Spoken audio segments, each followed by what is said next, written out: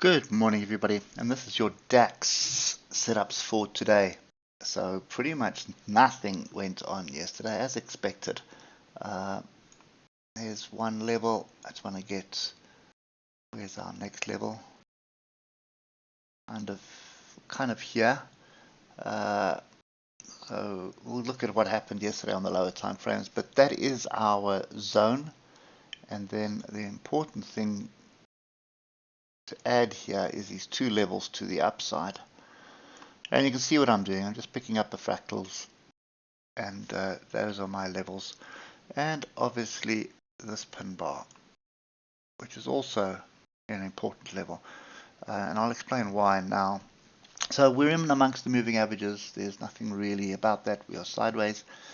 This is a strong move to the upside. This has been a 2 weeks of sideways motion, and then this third week is almost like an engulfing bar to the downside. And it is the end of the month, so looking at the monthly is not really going to read that is going to fall from the monthly perspective, are you? And you're not going to read into the weekly either. So it's tail to the upside, tail to the downside, and I wouldn't be too surprised to see us form another range bar today. The only thing that concerns me on the higher time frames is the oscillators right now. But this trend is really, really strong to the upside.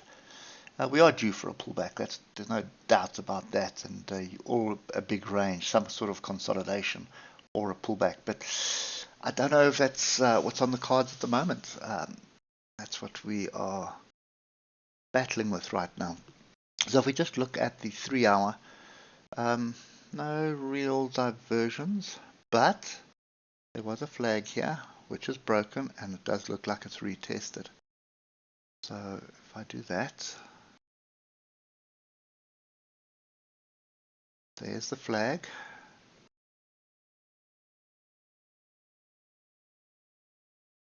Flags can be in a bull trend or in a bear trend, but obviously it's not a bear flag, it's a bull flag or channel, if you want to just simplify it, in a bear trend. But that was a break of it, and that's a retest of it at the moment. So I'd be very, very cautious of shorts. As I said yesterday, it just doesn't bode well with me at the moment. It has been a strong move down, but you haven't had really much opportunity to get in on the short, and yesterday was no exception. So if we get down to the hour, big move up, and then another flag there. I'll delete the flags now. Just bear with me for a second. Stop that. Okay, so there's my flag or my channel. So you can see there, channel, break, form another channel, break. So what's the two logical moves that we may have? You may have a rejection off 18.517 or a continuation down, or on the higher time frames, or even on the hour, this could be seen, it's happened today, could be seen as the rejection of bigger flag. There it is there. So really, really messy, and I don't think that, well, I know that I don't want to get involved in this until I have a proper reversal.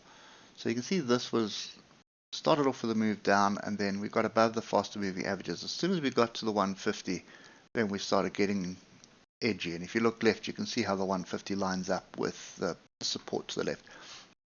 As soon as that happened, you can see we started sort of bouncing around like yo-yos, and then with the US market just rejected that. At the moment, tails to the upside, tails to the downside, lots of barbed wire.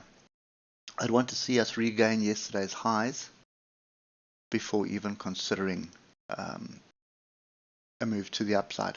I definitely don't want anything to the downside just yet, and sole reason for that at the moment is we do have a higher low here. So this does look like potentially a turn. But the only thing that's going to validate it obviously is a move above yesterday's high. That will be left shoulder, head, right shoulder. So that's a typical rounding bottom, inverse head and shoulders. That's the only thing that I'd be looking for a move to the upside. We just not in a good spot from the 3-hour perspective for me to say we have shorts. We are below all the moving averages, granted.